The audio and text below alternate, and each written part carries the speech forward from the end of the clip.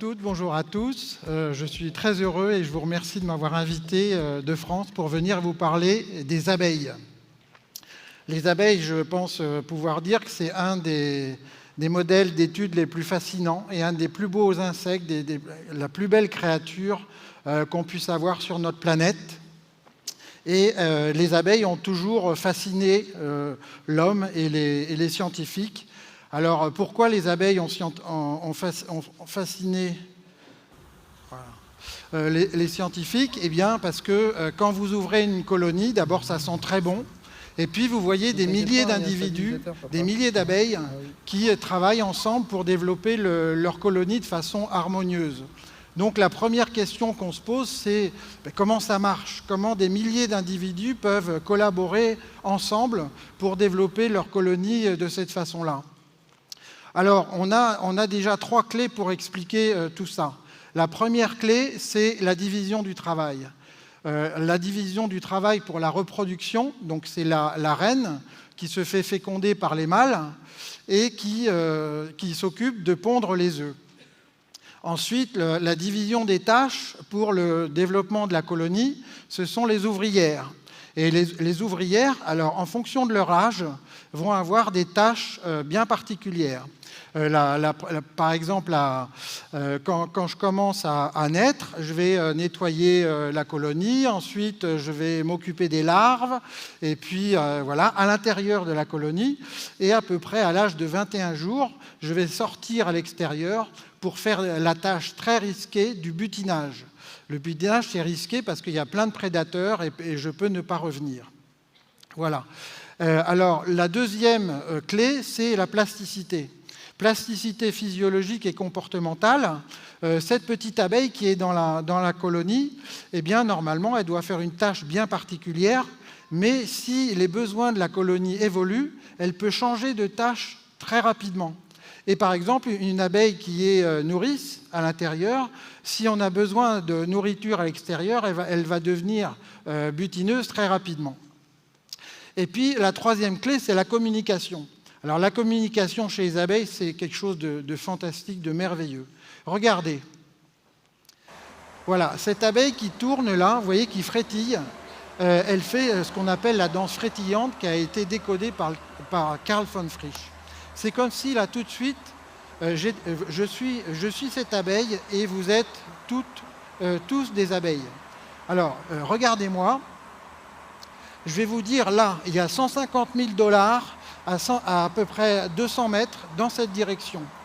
Et parce que vous faites partie de la colonie, vous allez aller chercher les 150 000 $ et vous allez les ramener à la maison. Eh bien, voyez ce que je vous ai expliqué avec des gestes, avec des mots, avec des phrases. Eh bien, cette abeille, elle est en train de le faire exactement de la même façon. Quelle merveille de la nature! Voilà. Alors, cette danse, elle intègre différents types de signaux, des signaux physiques et tactiles, des signaux de vibration et aussi des signaux chimiques. Alors là encore, la communication chimique chez les abeilles, c'est quelque chose d'unique.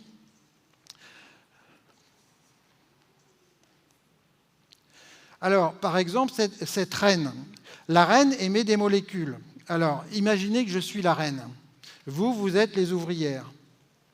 Actuellement, je suis en train de vous balancer des molécules très volatiles qui vont vous castrer. Alors, rassurez-vous, on ne va pas rester ensemble très longtemps, donc ça n'aura pas le temps d'agir. Mais c'est ce qui se passe exactement dans la colonie d'abeilles. La reine, là, est en train de balancer des molécules pour castrer les ouvrières, pour leur dire « non, non, non, c'est moi qui ponds et pas autre chose ». Une autre façon de communiquer, c'est les larves. Les larves, elles sont complètement dépendantes des adultes, des nourrices. Les larves, si vous enlevez les abeilles, elles meurent. Donc il faut qu'elles communiquent, ces larves. Et elles émettent des molécules. Moi, j'ai passé une partie de ma vie à décoder ces molécules. Ces molécules veulent dire « je suis une larve, j'ai tel âge, et j'ai faim, il faut que tu t'occupes de moi ». Et ce n'est pas terminé parce que si je suis une larve, je vais aussi manipuler ces ouvrières pour stimuler les glandes hypopharyngienne qu'elles ont dans la tête, l'équivalent des mamelles des mammifères, et donc pour qu'elles soient préparées à me nourrir, et aussi inhiber, comme fait la reine, le développement des ovaires des ouvrières, parce qu'on n'a pas envie qu'elles dépensent de l'énergie pour autre chose que pour moi. Voilà, donc, alors vous voyez que j'ai passé une partie de ma vie sur des larves. Vous allez me dire, c'est pas quand même très joli comme animal, quoi. Mais regardez, elles font finalement exactement ce que fait la maman mammifère avec son petit. Enfin, le petit, c'est ce que fait la larve. Donc le petit va stimuler la lactation, il va modifier la physiologie de la maman, et puis il va modifier aussi son comportement. Eh bien, en France, quand les mamans ont leurs enfants, elles ont un congé de maternité, elles restent à la maison. Eh bien, les larves, elles font exactement la même chose avec les ouvrières nourrices. Donc j'espère que je vous ai convaincu que c'est vraiment un insecte fascinant. Et voilà. Malheureusement, depuis 1995, les abeilles en France et partout dans le monde meurent de façon très importante, surtout dans l'hémisphère nord. Et vous voyez que ça peut aller jusqu'à 85% des populations d'abeilles, des colonies d'abeilles qui meurent dans certains pays. Et depuis 1995, ça continue encore pas mal.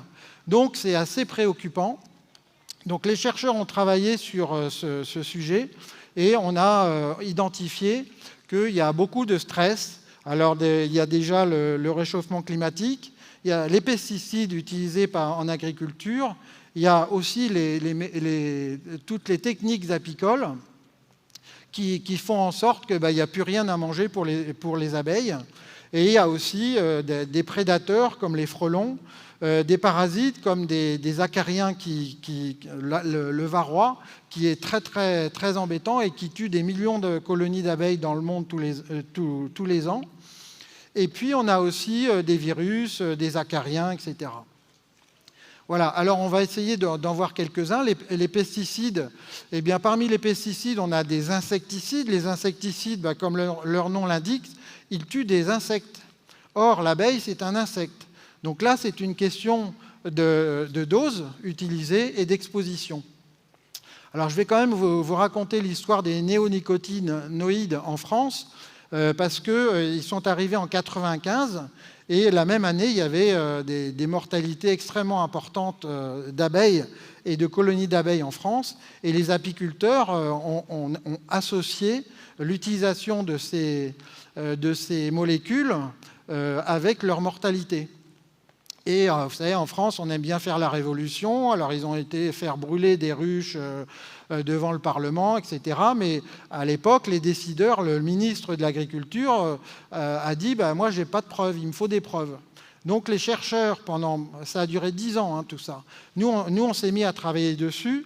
Et un jour, on a publié nos résultats dans la revue Science, qui montrait qu'effectivement, les néonicotinoïdes, c'était vraiment pas bon pour les abeilles. Et là, le ministre de l'Agriculture français a eu le courage de dire maintenant, on arrête. Et on a arrêté les néonicotinoïdes en France. Donc ça vous montre que, quelquefois, il peut y avoir des bonnes collaborations entre les apiculteurs, les agriculteurs, les scientifiques et aussi les hommes politiques.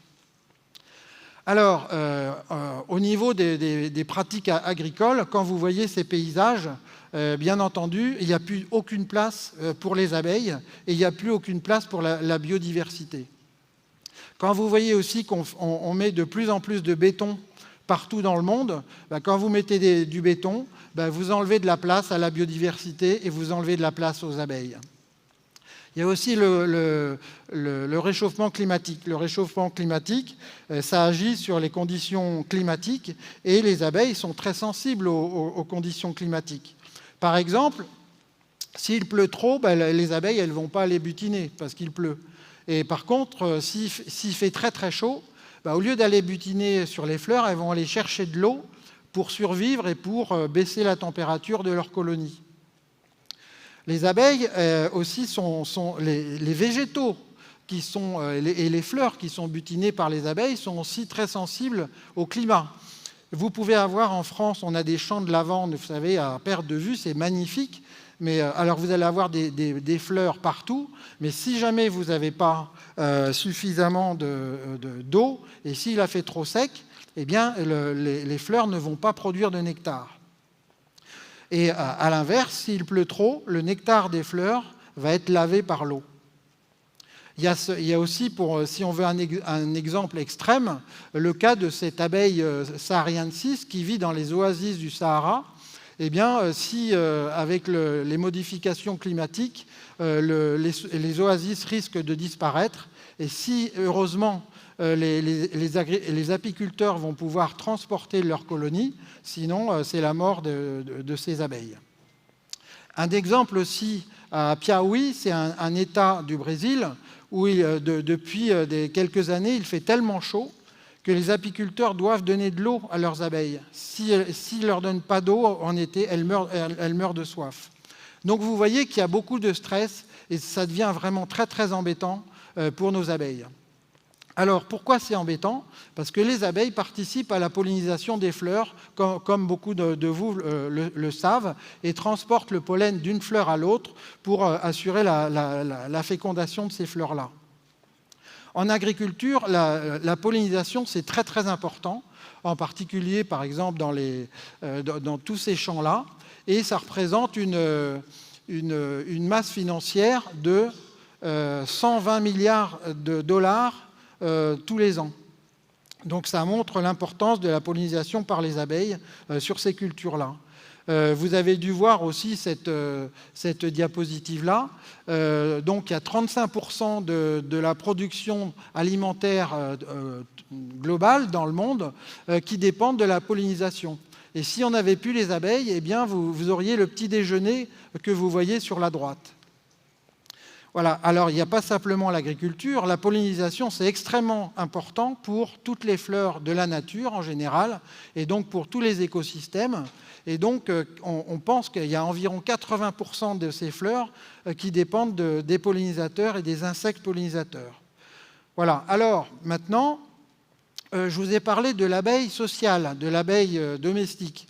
Mais que sont les abeilles? En fait, quand on parle d'abeilles, c'est comme si, je vous disais, les oiseaux, il y a plein d'espèces d'oiseaux. Eh bien, les abeilles, c'est pareil, il y a plein d'espèces d'abeilles. Il y en a 20 000 à peu près dans le monde. Et alors, il y en a des petites, des grosses, des moyennes. Il y en a qui sont sociales. Et la majorité d'entre elles, elles ne sont pas sociales, elles sont solitaires. Et toutes participent à la pollinisation, ce qui est très important. Donc après, maintenant, on se demande ce que ces abeilles sauvages, qu'est-ce qu'on va leur proposer comme habitat, et est-ce qu'elles sont plus sensibles ou moins sensibles que les abeilles sociales? Eh bien, vous voyez que dans le paysage de gauche, il n'y a aucune place pour les abeilles, parce que ces abeilles, elles sont souvent, elles font leur nid dans le sol. Donc l'agriculteur, s'il vient avec son tracteur, il écrase les nids ou il les détruit avec sa charrue. Et puis ces abeilles-là, elles sont beaucoup plus impactées par les pesticides, parce que si vous tuez la mère, vous tuez le nid. Alors que les abeilles sociales, si vous tuez les butineuses, dans le nid, il reste encore les nourrices. Voilà. Alors maintenant, qu'est-ce qu'il faut faire pour sauver ces abeilles ? Alors, ce qu'on fait actuellement, c'est qu'on essaye de conserver ce paysage un peu idéal que vous voyez ici. Donc, ça, c'est déjà quelque chose d'essayer de conserver. Et puis, on crée des zones de butinage. Il faut essayer de restaurer, c'est ce qu'on fait en France, restaurer les haies autour des champs, qui sont très bien. Et puis, mettre des routes qui soient bee-friendly. Mais ça, bon, c'est bien, c'est un premier pas, mais vraiment, ça ne suffit pas. Ça ne suffit pas. Il faut maintenant vraiment vouloir protéger les abeilles. Il faut combattre le réchauffement climatique. Il faut vraiment changer profondément les pratiques apicoles pour aller vers l'agroécologie. Alors, en France, on est très on est très désireux de faire ça. Il faut réduire l'utilisation de pesticides. Alors là aussi, en Europe, on est très désireux de faire ça. On dépense des millions d'euros, mais en fait, ça progresse très peu, alors qu'il y a vraiment une demande sociétale très grande. Et puis enfin, il faut donner plus de place à la biodiversité en général. Voilà, et pour finir, les abeilles, ce sont des sentinelles de notre environnement. Il faut les préserver pour nos enfants. Ils sont d'une grande importance pour l'humanité et ils sont irremplaçables. Il y a plein d'espèces d'abeilles actuellement qui sont sur la liste rouge. On en a détruit beaucoup d'espèces, en tout cas en Europe, pendant ces 50 dernières années. Il faut qu'on arrête ça tout de suite. On ne peut pas se permettre de voir les abeilles disparaître et il faut vraiment agir tout de suite. Si on sauve les abeilles, ça voudra dire que peut-être on pourra sauver l'humanité. Merci beaucoup.